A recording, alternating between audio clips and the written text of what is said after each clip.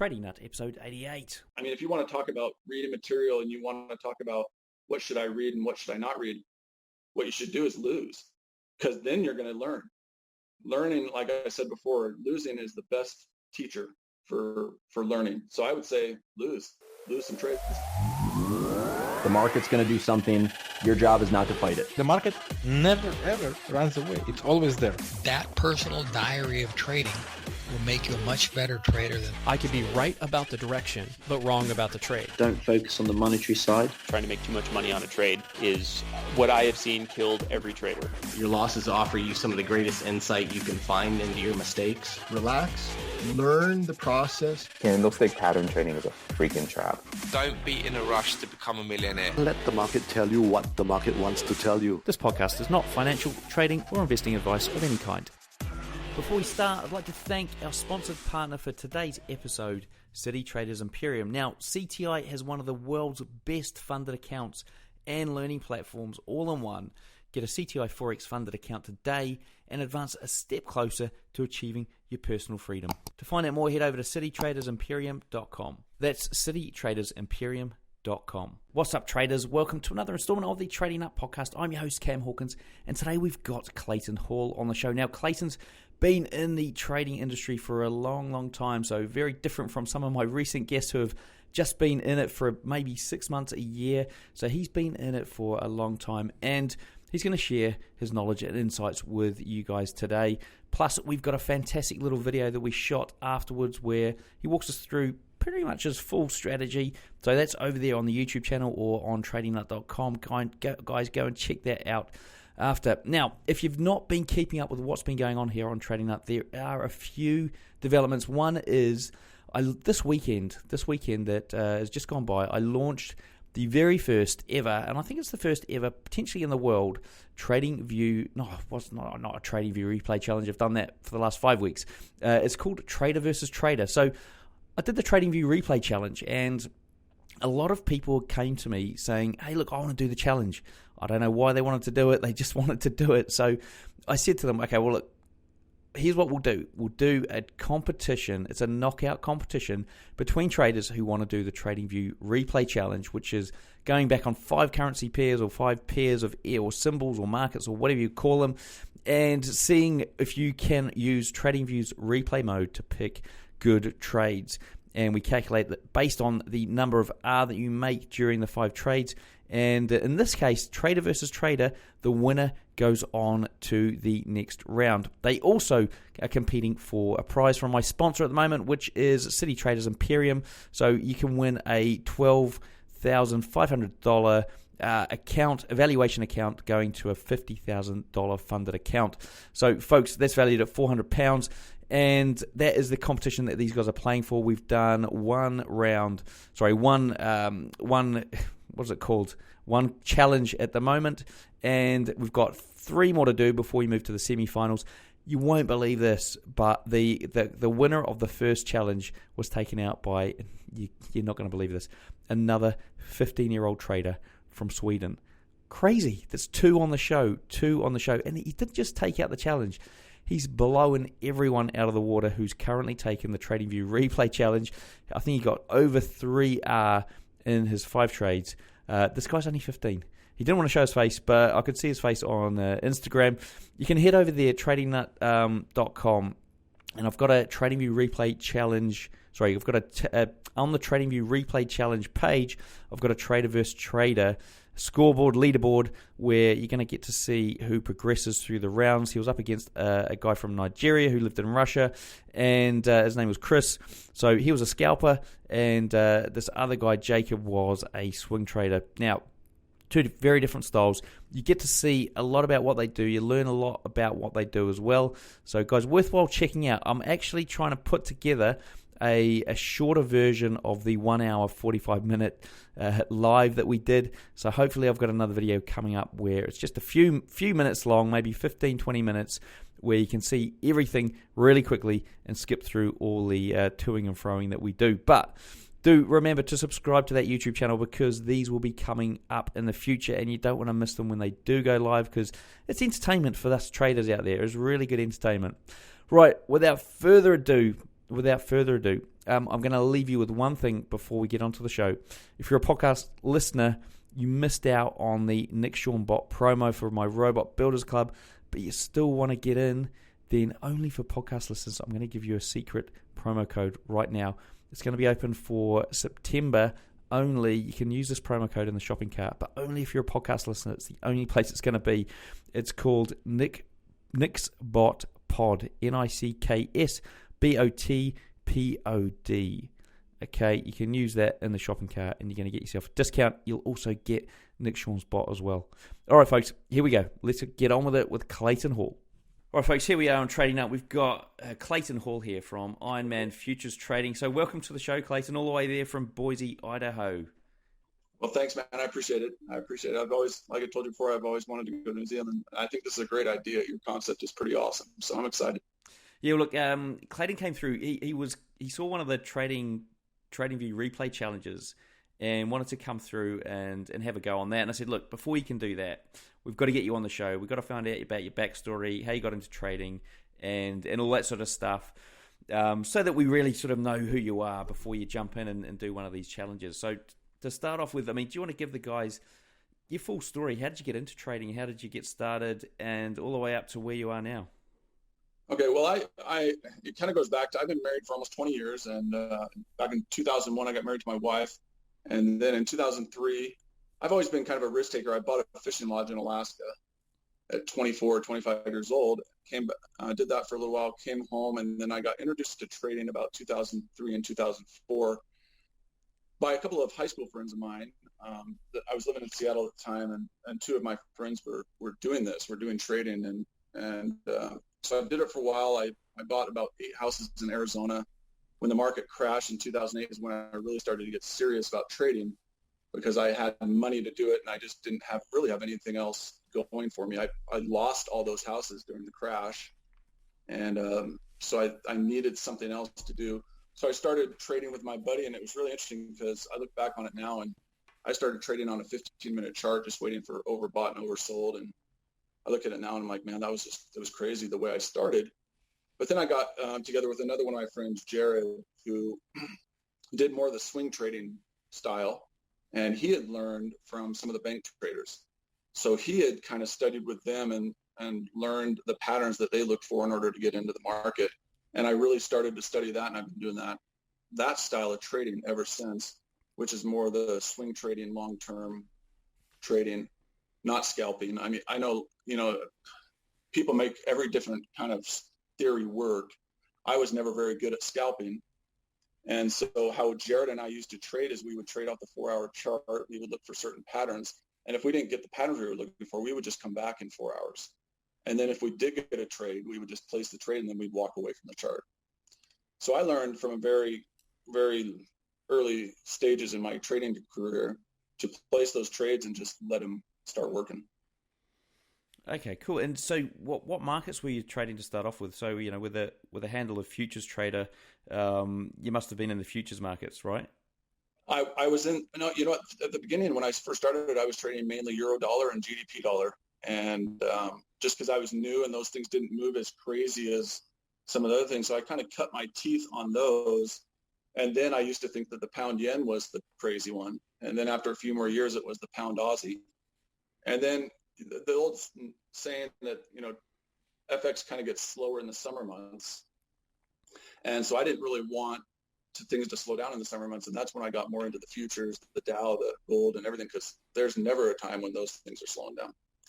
So it kind of just morphed into that more futures than FX. I'm quite interested in the early days of when, you're trading this 15-minute chart, overbought, oversold. I mean, what did that look like, and how did you get there? And, did you, straight out of the gate, were you making money? How was that? No, I mean, just like everybody else, there were times when you made money and there was times when you didn't. But we would look for the trend, and then we would, every time that 15-minute MACD or whatever it was, there was this stochastics, I don't even remember what it was anymore, was overbought or oversold, we just trade it to the trend side. And I look at it now, and I can't believe that's. I'm one of the ones, and again, people have different ways of trading and whatever works for people. I believe for me, trading the 15-minute chart, you're just trading noise. in between big levels. And so I laugh at it now, and I still talk to my buddy, and it's just, it amazes me that I thought that would be a long-term way of success. So. And so what sort of, was there a time when you thought, okay, I better change what I'm doing now. This just isn't going to be sustainable. And that's why, you decided to head down this, I suppose, more bank trading type of style. When I started having to refund my account a lot. Okay, right. So you were struggling at that point. So you weren't really, you were having some good success, and then you're draining the account, and it just wasn't working. Okay, brilliant. All right. So and as you know, human nature is that you want everything right now. Everything has to be right now. It's get rich now, and there's no patience. They don't, there's no patience to understand that it's the long game. It's a marathon, not a sprint. But when you're younger, and I was younger at that time, you think, man, I just got to get rich now. I see all these people, and Instagram wasn't big back then, but Forex Factory was, and you see all these people talking about all these fancy cars. And you just need to have it right then. But the older you get, you realize it doesn't work that way. Yeah, for sure. Right. And so what were the sort of information that that you were given around this bank trading that completely changed the way you were approaching the this overbought, oversold trend style? Yeah, this is a new concept. I know this is something that just barely came out yesterday, but the concept of buy low and sell high. So, yeah, and I'm being facetious, but people forget. And I always use the analogy. We have Best Buy here in the United States. It's an electronic store, right? And I'm sure you guys have your electronic stores there in New Zealand. But I always use the analogy. Let's say you go into Best Buy. You walk into Best Buy and they have a 75-inch TV, and they say for the next hour, this TV is 75%, 80% off regular price. Well, so the question is whether or not you need that TV or not, are you going to buy it? Yeah. Gotcha. And why is the reason you're going to buy that? Because the price is low, right? Right. And you're creating, and then you hold on to it for the hour, right? And then you've created a market that no one else has. And then you turn around and you sell it, and you don't even have to sell it for full retail price. You sell it for whatever, and you've created a market that no one else has. It's about supply and demand. So I learned from a very young age, trading wise, that I'm going to buy as the market's going down and sell as the market's going up. I'm never going to buy as the market's going up, and I'm never going to sell as the market's going down. Right. Okay. Cool. So that's obviously quite a simple concept. I mean, what else did you I suppose understand when Jared had given you this information around banks? What else was there that he revealed? So a lot of it was understanding what the market makers are trying to do, and we would always have the philosophy of, people would say, well, big banks or big people, the people that move the markets, they don't care about the retail trader. And we would say they absolutely care about the retail trader. If they can get a bunch of retail traders doing the wrong thing at the wrong time, it's easy money. It's like stealing candy from a baby. Even though if you tried to do that before, it's not really easy to steal candy from a baby. But that's the saying. Yeah. So we would say a lot of traders trade breakouts, right? That's just one of the favorite things for people to do. And a lot of the times breakouts are false breakouts. And so we had a philosophy of it has to go up. If I'm selling the currency and it breaks a resistance level, and then it gives me a certain candle, because you'll get a bunch of retail traders going long the break, right? And then we're looking to reverse it. And I guess that, and the theory behind that, and like I said, I went over a couple of your other interviews with people, and that old adage of 90% of traders lose, correct? Yeah. 80 and 90%. Well, if 80 to 90% of traders lose, what's my best indicator? Other traders. Yeah. There right? You go. Yeah. So and it's funny to say that, and you think about it, it's like, oh my gosh, I go into chat rooms, and a lot of times I'll go into these YouTube chat rooms. I want to see what the sentiment of those other traders are. And I have as you'll see later, I have no indicators on my chart. I'll never have them on my chart, but I will go into YouTube streams and I'll see what the sentiment is, because if 90% of those people are losing, if I do the opposite of what they're doing, I should be okay. So it's a different mindset that he taught me to be a contrarian, really. Think what opposite of what the other people are doing. And it's one of those things that it's like easier said than done to a certain degree, isn't it? It is. It is. And I'll tell you a story. I remember this because it really took me some time to learn this way of trading, because I was in an Aussie dollar trade. This was back in 2007. And I think we had sold it, and it was just screaming up. And I'm on the phone with Jared saying, man, I need to get out. Man, I need to get out. This is, and he goes, as soon as you get out, it will drop. And sure enough, that's exactly what it did. And so that, he taught me also to be patient and, don't worry about it. Scale into the trades. I do dollar cost averaging. That means I'm going to trade a first position lighter than most people would, because I'm going to add to the position if it goes against me. So he taught me a lot about that too, because I felt like an idiot because the Aussie dollar tanked and I would have made a lot of money, but I wasn't patient enough to wait for the turn. Okay. And so all right. So he was basically saying that you've still got the retail trader mindset. So as soon as you get out, that's when it's gone. Right. Okay. Yep.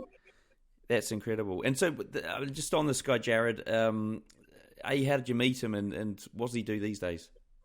Well, I went to high school with him. So I went on ski trips with him and did a lot of things with him. And we've known each other since we were 10 to 13, which was 30 years ago.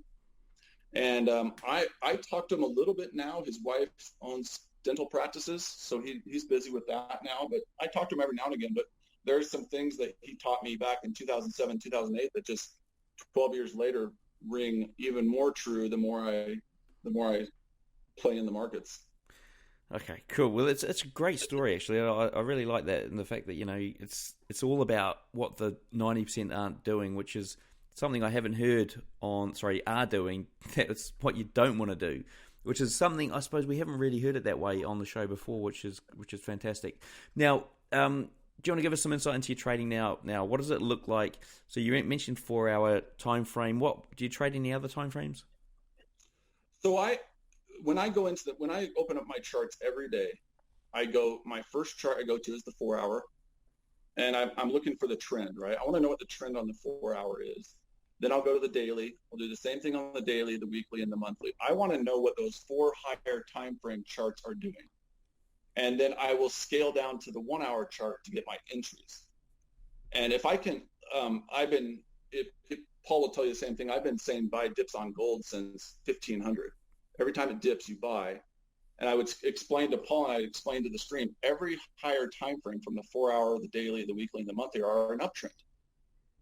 So I'm waiting for dips to buy at support levels because I know that eventually the higher time frames went out. And until that pattern changes, I want to trade with the trend. So my trading now consists of, if I'm buying gold, I'm looking for a tail at the bottom of the body of the candle that's longer than the body. Does that make sense? Yeah. Yep. And I want that to be longer than the body if I'm buying, because that tells me that sellers are getting rejected. That means the momentum for selling is getting rejected. And if I can align that with the higher time frame charts in the direction, then I'll just reverse it the other way.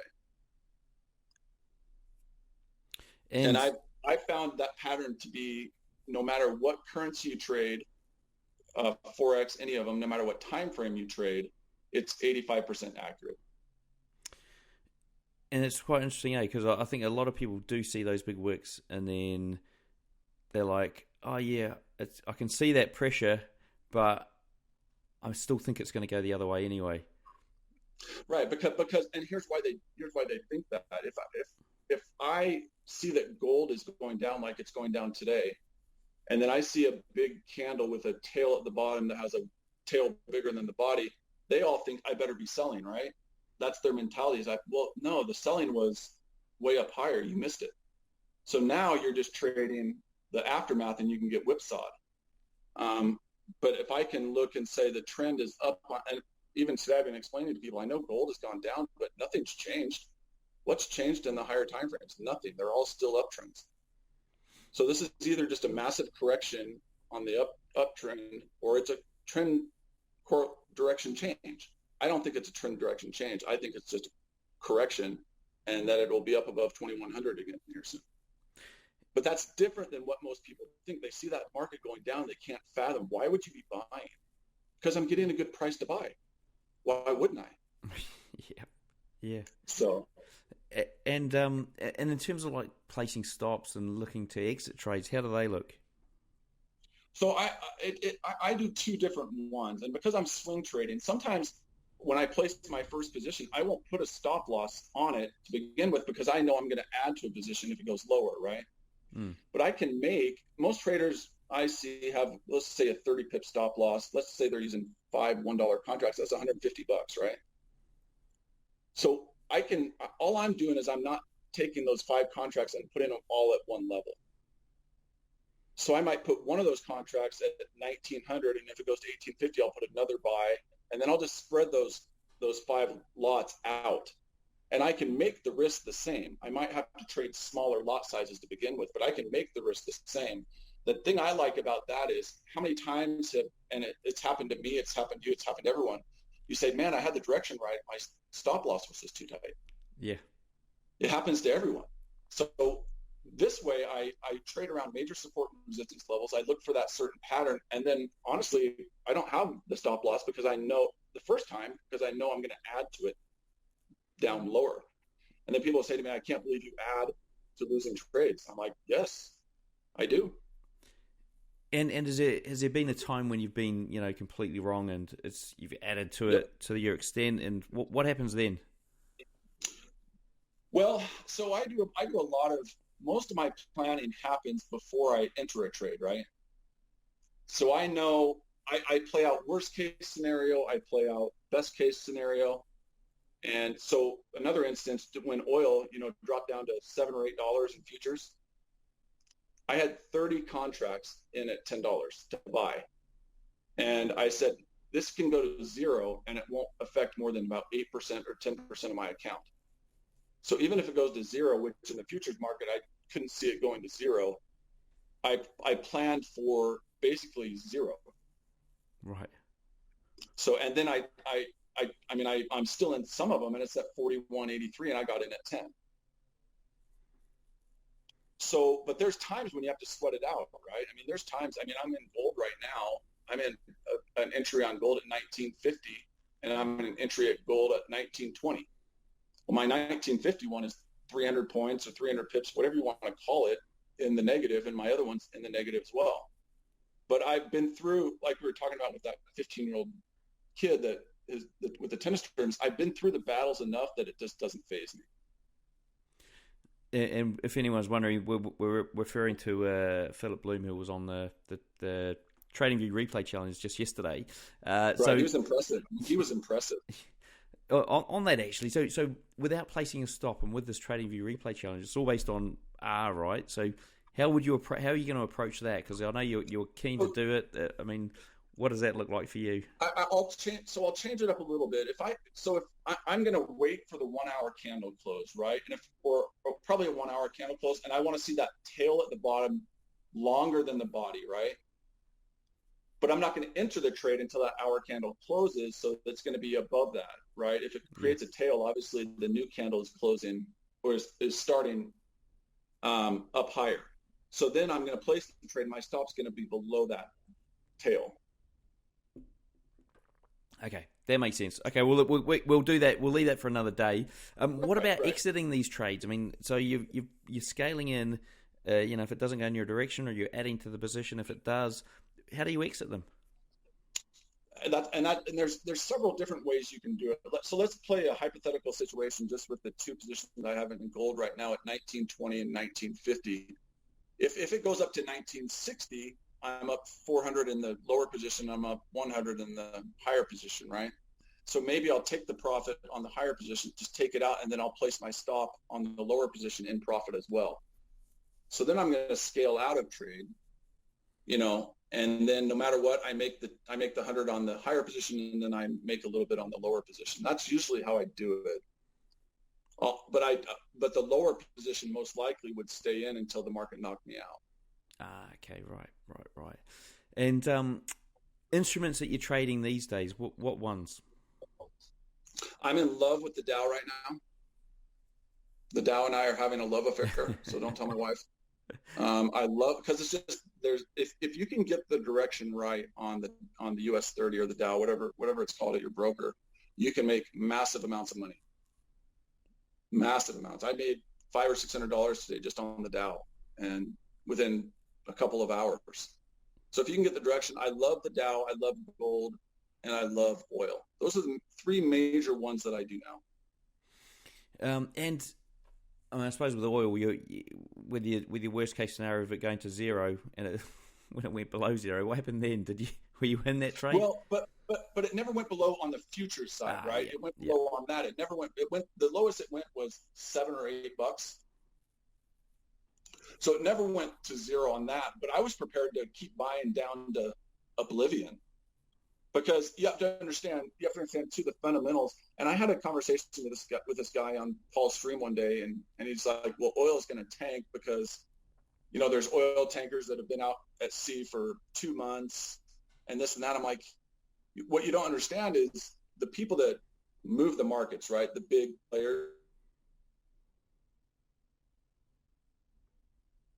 know that those tankers have been hang out on, there we for 2 months, lost right? you for a second there. We lost you for, you said, I'm back. Yeah, it said, sorry, the big players, and just Okay, yeah, the big players know that those oil tankers have been out there for 2 months. They didn't just find out about that last night. So that was priced into the price long ago. Right, yeah, of course. And this guy is saying, well, that's why oil's going to take. And this was a few weeks ago when it was at 35 or 36. Now it's at 42. And he's like, oil's going to tank because of that reason. I'm like, that reason was 2 months ago. So I knew that there's countries that rely on oil as in their economy, right? Iran and Saudi Arabia, all these other countries.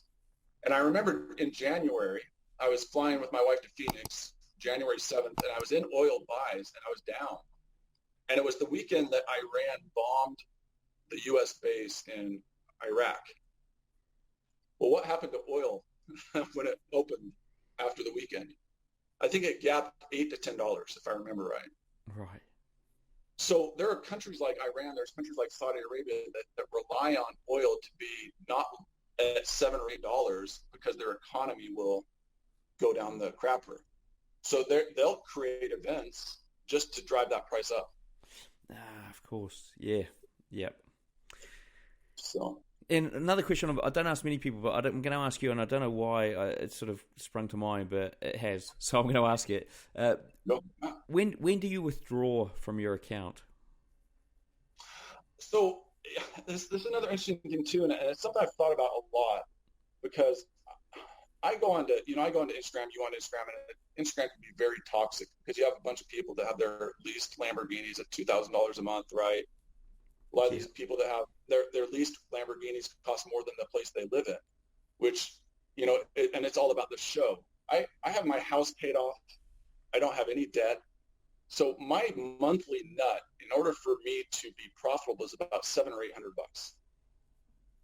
So it's just a different perspective, right? Because I don't have to make a ton of money. So I usually will once a month or twice a month, and I can show you the withdrawals anytime. I'll take out a couple grand, $3,000, and that's it for the month. Okay. Because I don't need a lot, you know? Yeah. And any money that my wife and I bring in other business stuff goes right into my trading account because it does me no good in my checking account. I don't get any interest in my checking account. So I'm a big believer in letting your money work for you, not working for your money. And that's the reason I have a master's degree in clinical psychology, which has really helped my trading, but I can't go get a job where I can make $300 an hour. And so my time, I think, is very valuable to me. So until someone offers me a job at $300 to $500 an hour, I'm going to keep trading because I know I can make $300 to $500 a day, you know, in a couple hours. So, yeah. So what does your typical day look like then? That's a great question. I'm usually up about 6 o'clock, 6:30 Mountain Time, which will be 8:30 Eastern. And I kind of, since I'm big on the US 30 right now, I like to see watch it, and it opens at 9:30 Eastern. And then I like to just kind of wait for about 45 minutes, because usually, especially with the US 30, it'll pick a direction for the day, and that will be the direction it goes. And there won't be a lot of, today it was a down day, right? If you look at the 30 today, it went from 28,114 to 27,600. That's 500 points. And it really hasn't done anything other than that. Once it rejected 28,114 today several times, it just went nothing but down. So once I get the direction right, I'm in one right now up about 400 points. And once you get the direction right on that, so I'll wait usually about 45 minutes to an hour, see what the direction wants to do, and then I'll just start pounding away on the direction. Okay, and then, I mean, what do you do outside of the trading? I mean, you're saying sort of a couple of hours a day, how does it work? You chilling out? Yeah, I go into streams and I cause trouble just because it's fun. And I'm pretty bored. And the other thing, people are like, oh, I want to be a full-time trader. Being a full-time trader is 90% boring. Your day consists of basically 90% boring, because if I don't have the pattern that I'm looking for, I don't trade. So I have to find ways to entertain myself during the day. And so one of the things I do, because I'm a big believer in the mental side, I go fishing. I'm an avid fisherman, fly fisherman. And that's how I clear my head. So here next week, my 5 kids will all be in school. My wife has a company with her sister that she works at. So I'll have the house to myself, and I'll just go fishing. Nice. I'll place my trades, and then I'll just go fishing. In the beginning, what do you think made you different from the average trader out there? I mean, what traits did you have, and what actions did you take? I'm not afraid to lose. I'm not afraid to lose, and when I started to become successful is when I had the same attitude, no matter if I won or lost. I'm pretty much numb to anything at this point. I've been doing it for 17 years. So I'm numb to it. I don't care if the chart shows that I'm up big or I'm down big. I just don't care. And so I think when traders get to the point where they can have the same emotional response to a win and loss, that's when you start becoming really successful. That's interesting advice for everyone out there, I think. What about a retail trader working a day job? I mean, what would you recommend they do to get to where you are? Well, first of all, you have to establish what your goals are, right? Because my goals at 43 years old are going to be different than what the goals of a 20-year-old are, right? My focus is on getting my kids to college and kind of winding down my trading career, because I've been doing it for a long time. So I think one of the biggest mistakes retail traders make, and we kind of touched on it a little bit ago, was they think they need to get rich right now. And a lot of these kids, 18 to 20-year-olds, they don't. They have a long time. They can experience different things. But a lot of them, and I love listening to TED Talks. And one of them was, this guy said he talks to young people these days, and they graduate, they get a job, and then after 8 months, he says, well, how are you doing? And they say, I'm just not making an impact. It's like, well, you've only been there for 8 months. They want to be at the top of the mountain, right? They want that top of the mountain, but they're not willing to put in the time that takes to get to the top of the mountain. So what I would advise young traders to do is take your time. You don't have to buy that lease Lamborghini in the first 3 weeks, the first 2 years, right? Yeah, the least Lamborghini can come later on, of course. It can come later. And it's funny because I did a picture the other day. You get the bikini girls in front of the least Lamborghini, and so I'm going to be posting one of a bikini girl next to my minivan. Right. Because what does it matter? What does that prove? Like, I don't understand what you're trying to portray or try to, So I would say first establish your goals and what your goals are, and it's going to be different. Every one of us is uniquely individual, and our goals aren't going to be the same. Yours and I's goals aren't the same, So I first come up with a plan, and then Jared always say to me, come up with a plan and then trade your plan. Indeed. Now, and I said earlier, I said 95% of my planning for the trade comes before I even push the button. It's what if this happens? What if this happens? What if I anticipate this? I anticipate that. And one of the things that I don't like, why don't have indicators on my chart is because for the most part, indicators are lagging indicators, right? Yeah. So if I'm using an indicator to get into a trade, that trade might have already played. So I want to anticipate the market. I don't want to be reactive to the market. And I think that a lot of the times these kids get into all these Fibonacci's and all these different things, and they can work for people. But there's people that know exactly the same things you're using. And they're the people that move the markets. And they know that 61.8 Fibbo level. They know the 78.6 Fibbo level. And how many times have we seen something spike right into those and then go up again or go down again in the direction you wanted it to? So I would say learn the trade your plan, have goals, and then as soon as you can, get rid of all indicators because it will help you see the market better.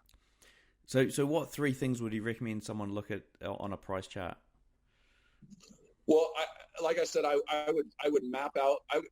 I go to my 4-hour chart, like I said from the very beginning. Go to my 4-hour chart. I would map out major support and resistance levels, and they may be different. They may not exactly correlate with other people's, but map out those support and resistance levels because a lot of the times, gold or any of them will trade between a range, right? Let's just say the support level is 1906 right here, and then the resistance level is 2022. So the only 2 that matter at that point are 1906 and 1922, right? Yeah. Until it goes above that one or goes below that, you're just trading within the range of that area. And a lot of trading is done between ranges. There's not a lot of the times where things just break out and do their thing. So look for that. Say, what is the range I'm trading between today? And then if it goes above the range, if it goes below the range, what do I do then? So I ask myself a lot of questions. What happens if this happens? What happens if this happens? So it's more anticipating what I'm going to do instead of reacting to what it's doing. So with somebody who's got a clinical psychology degree, I mean, what do you say about a trader's mindset? I mean, do you have some magic sort of wand you can wave to fix people? I lost you for a second again. Sorry. Am I there again? You're still here. Yeah. So I'm talking. I'm talking about your trading psychology. What do you have for us, like in terms of, what can somebody do to help improve what they're struggling with? Well, I'll say this, and I say some things sometimes, and I don't mean to be mean to people or anything. You need to grow thicker skin. Most of these people trading, and the other thing is these especially for the younger traders in their 20s and stuff. This is the first generation. I don't know if you've ever heard the word participation trophy generation. I've heard various sort of versions of it. Participation trophy generation. Your 8th place trophy. Right, your 8th place trophy, because we can't have winners or losers, right? So in a soccer game, your soccer in New Zealand, you can't. So everyone wins, right? Well, that's just not life, right? Yeah. You're gonna lose, and so get used to losing. And losing is the best teacher in the world. The times I've learned the most isn't when I've won. The times I've learned the most is when I've lost. So don't be afraid to lose. Pick yourself off the ground. No one owes you anything. You're not entitled to anything.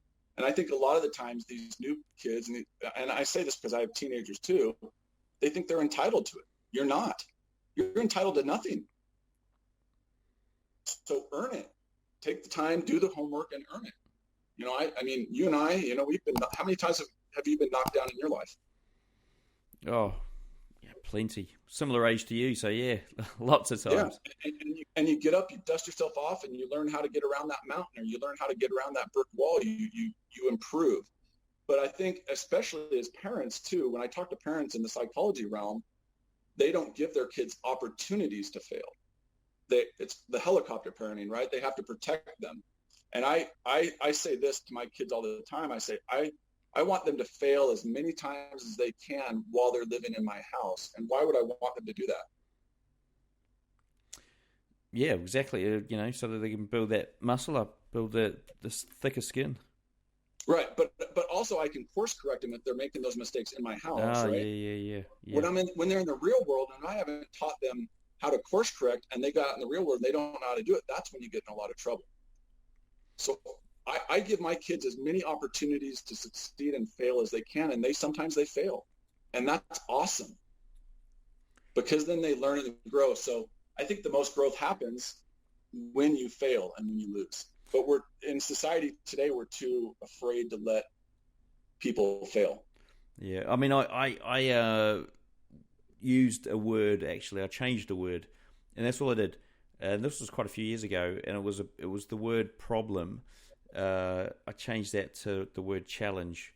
And so whenever something came up which was a problem, I just said, right, I've got a challenge. And my daughters would say the same, right? They've got, oh, I've got a problem, Dad. And I've got, no, you've got a challenge. You've got a challenge to overcome. And all of a sudden, just for whatever reason, you will come up with the solution because you've just changed that one word. Yep. So it's a mindset, and there are some young kids that are very talented, like this kid we keep talking about. But I think the majority of the time, young traders lose because they want the show right now. They want everything, and they don't understand that it's you got to climb the mountain. And it's even older traders as well. You know, the same deal. You know, you're working a day job and you're wanting to get out of it, and you'll sort of do anything. You just want it now, right? You don't want to have to put in 3 years worth of work to then leave your day job. It's like it doesn't make any sense. And that's a terrible thing that's happening just in general in our society is this notion that we're entitled to have everything right away. And it's getting worse as the other generations come along because they've just been coddled their whole life. And so that's why I have a reputation in this industry of being a mean cuss, because I'm just telling you the truth. The markets don't care about your feelings. They don't. They'll tear you apart, eat you up for lunch, and laugh at you. The markets don't care. So you need to learn how to not care either. The markets don't know your name. You're not that important, and I'm not either. I tell people all the time, people spend a lot of time worrying about the opinions of others. And so I'll ask them, when you wake up in the morning and you get out of bed and you think of all the important people in your life, are they one of them? When I wake up in the morning, I think of my wife and my kids, and I try to be nice to everyone, but if you don't like me or if someone else doesn't like me, I don't care. You're not relevant to me, right? Now, you're relevant to other people. I'm not saying you're not relevant in life, but you're just not relevant to me. So why am I going to let things you say about me affect my well-being, right? Yeah, exactly. Now, last question before we go into the quickfire round here is, I mean, what if you're going to if somebody was going to walk away from this interview, or they might already be walking, who knows? If they leave this interview, what would you recommend they spend the next month mastering? I would say don't trade a demo account. Okay, new people that are wanting to get in the market, start with a live account. And the reason I say that is because the emotions of trading live and the emotions of trading demo are completely different.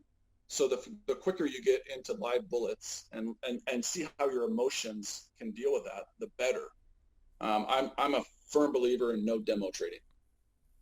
So even if it's a $50 account, whatever it is, just get used to placing those trades and getting used to how you feel emotionally. And if your emotions are too out of whack, that probably means you're trading too high of lots, right? And what about, like, I mean, this sort of notion of being underfunded?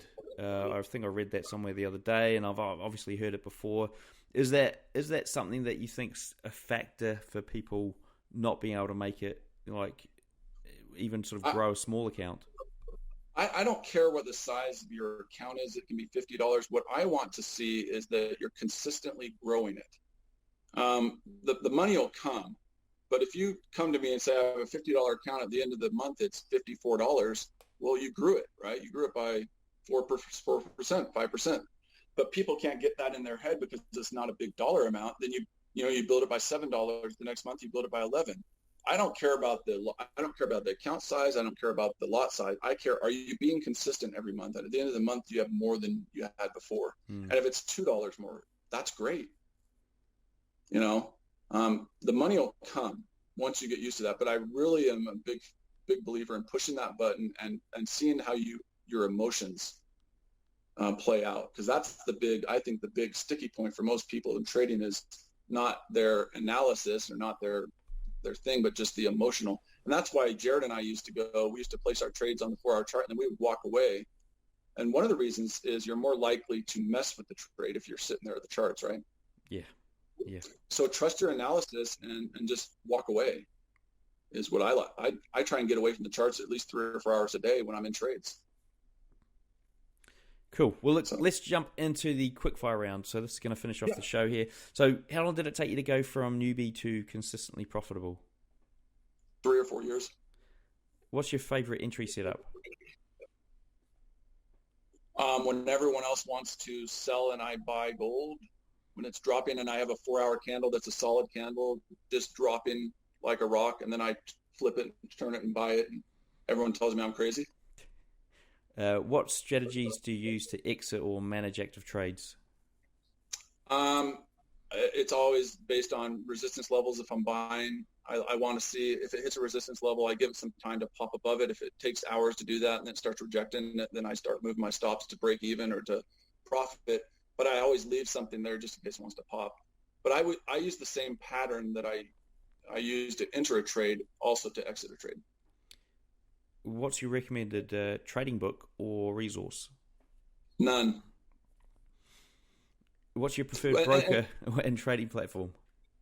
Well, I do Hugo's Way, and the reason I do that is 500-1 leverage. And I know that Hugo's Way has a pretty bad reputation sometimes, but every time I've requested money, I've gotten it. And listen, real quickly before we end, let me just I said something before, but I just lost my train of thought. That last thing I said to you, what was that last thing I said? I asked about a book or a resource, and you said no. Oh, yeah, and the reason I say that is because a lot of the times you can get analysis by paralysis, or paralysis by analysis, excuse me, and you can spend too much time analyzing, and then it can cloud things up for you. Trading doesn't have to be complicated, and I think a lot of the times people make it too complicated because they really want to dip into books, and that the person in the book, you're never going to be able to follow exactly what they tell you in a book. You're going to have to do your own journey. So I say don't read any of them. Look at the charts, trade, and learn that way, and learn that, I don't know, there's going to be different books for every different strategy, and you can just get really confused and paralyzed if you do too much of it. Quickly walk us through your worst ever trade. My worst ever trade? I could list several of them. I did a pound-dollar trade last summer during Brexit, and I was buying it. I started buying it at 131, and it went down to 120 or 118. And I had multiple positions, probably 20, all the way down to 122 or so. And it was a nail biter. It ended up turning around, and I made money on it. But there was a long time there that it was a nail biter. And I had just people just saying, "I told you were wrong. I told you you're wrong." And you start getting that in your head. And there was a couple of times I seriously just considered taking the massive loss and moving on. But I mean, there's times when I trade like this that you're going to have to do that. You're going to have to decide if you want to take the loss, if you're going to wait to. But I mean, I've had many trades that I've lost thousands of dollars on, and it just doesn't even matter to me anymore. Now, the last question of the show is one piece of advice for our listeners. What can they walk away with? What can they walk away with? You can be successful at it. Don't kick yourself too much if you lose. Losing is the best. I mean, if you want to talk about reading material and you want to talk about what should I read and what should I not read, what you should do is lose. Because then you're going to learn. Learning, like I said before, losing is the best teacher for learning. So I would say lose some trades. Brilliant. Well, look, before we wrap up, what's the best way for the guys to get hold of you?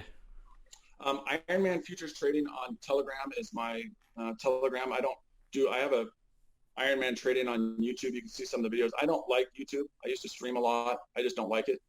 But Ironman Futures Trading is really the only place I'm at right now on Instagram. So, and I'm always there. I'll answer questions. I'm getting to the end of my career, like I said, and I want to pay it forward. I want to people learn how to do it the right way. And so I'm always willing to answer questions and even do webinars for people. So.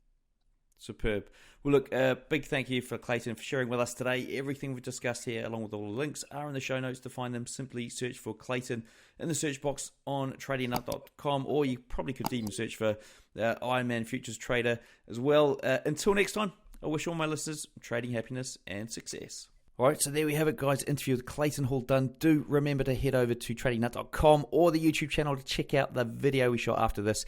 And also do remember the trader versus trader competition that I've got running. Go and check that out, guys. I don't think the shortened video is going to be ready yet, but at least go and check it out over there. You'll be able to get a feel for how it works and see this 15-year-old Swedish trader do his thing. Right, folks, last but not least, NixBot Pod is the coupon code if you do want to join Robot Builders Club, only for podcast listeners. Right, guys, see you in the next episode.